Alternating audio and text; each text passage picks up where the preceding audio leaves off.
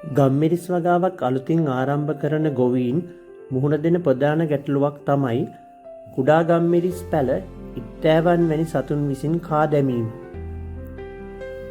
ගම්මිරිස් පැල මෙම සතුන්ගෙන් ආරක්ෂා කර ගැනීමට නිසි පරිදි කටයුතු සිදු නොකොළොත් මුළු පැල වගාවම විනාශ වෙන්න පුළුවන්.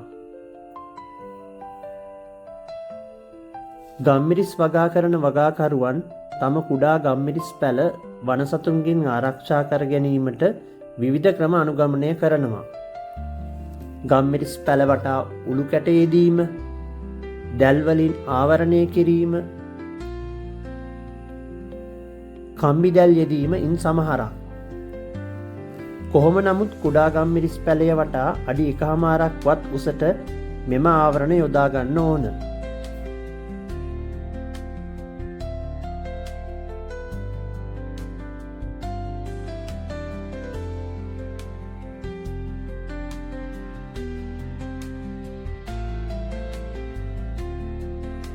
වගාව ආරම්භ කාලේ ගම්මිරිස් පැල මේ ආකාරයට වනසතුන්ගෙන් ආරක්ෂා කරගත්තොත් සාර්ථක ගම්මිරිස් වගාවක් සිදු කරගෙන යන්න ඔබටත් පුළුවන්.